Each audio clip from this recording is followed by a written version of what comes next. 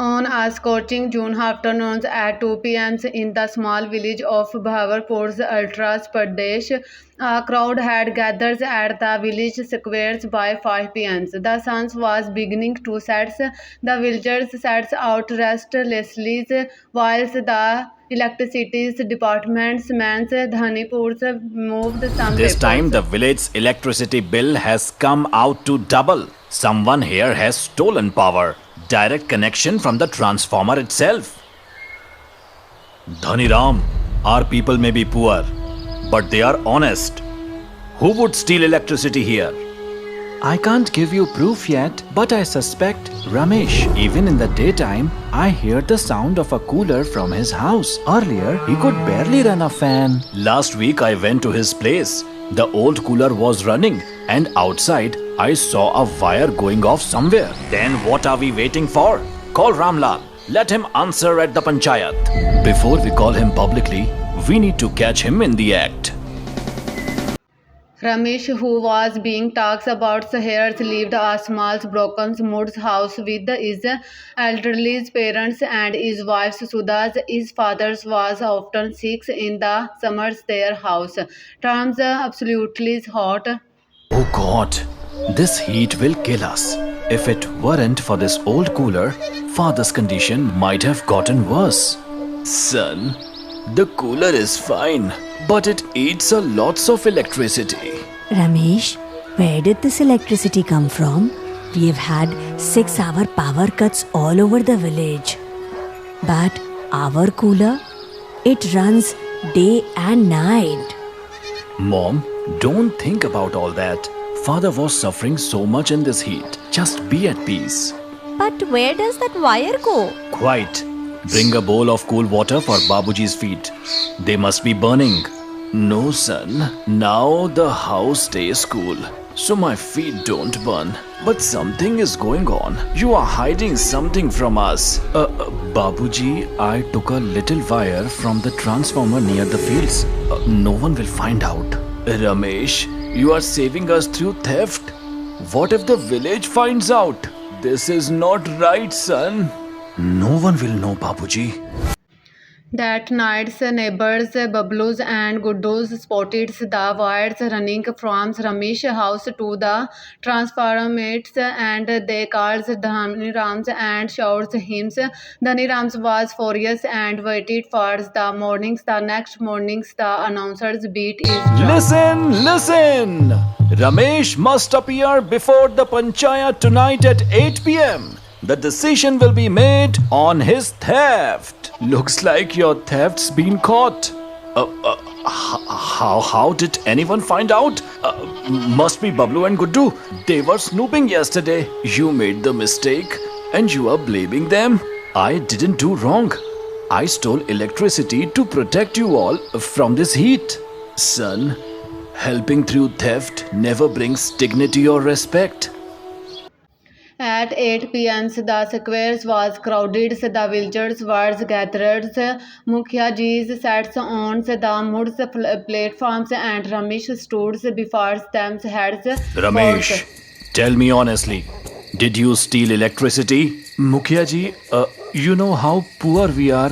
Babuji is sick. The heat has made things worse. I only... Enough! No excuses! Theft is theft. Why should the whole village pay for your stolen power? Shame on you, Ramesh. Being poor isn't a crime, but stealing is a big one. If Ramesh isn't punished, others will steal tomorrow. Yes, he must be punished, Mukhiaji. Ramesh, rules are the same for everyone. We know you are poor, but that doesn't give you permission to steal. It must be Bablu and Guddu who turned me in. Forgive our son. Forgive him for the sake of humanity. Forgive him. Humanity? When the bill comes, where will this humanity go? Mukhiaji, I didn't do it for myself. It was for my old parents. I had no other way. Ramesh, the panchayat has decided 3 things. You will pay next month's electricity bill in full alone. You will cut the illegal wire today itself. If you do this again, you'll be sent out of the village. Did you understand that? No, no, don't send our son away. I accept, Mukhya ji. Everyone's felt silence. Ramesh looked at Dad, Sudha's, Amma's, and Babuji's. All had tears in their eyes. That night, Ramesh returns home and cut the wires, but he could not sleep.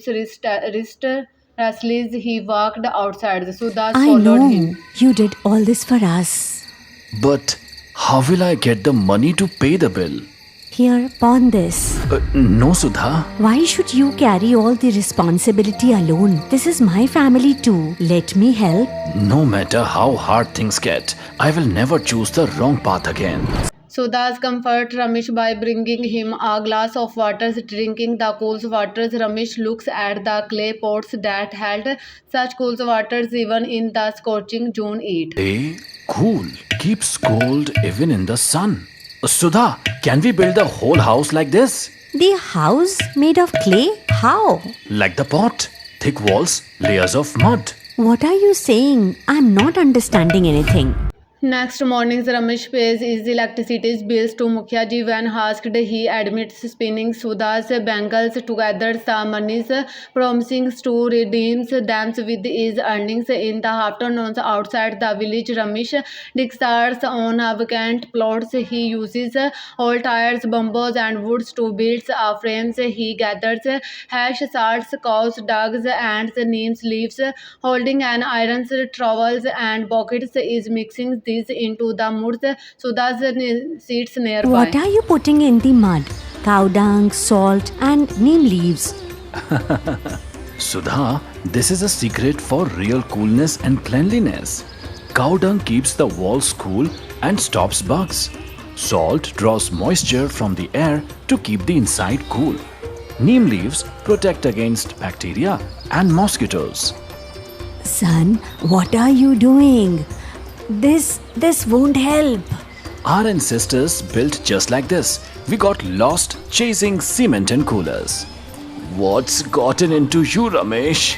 Why are you doing this under such hot sun? Babuji, I cut the electric wire. But now we'll connect to the mud.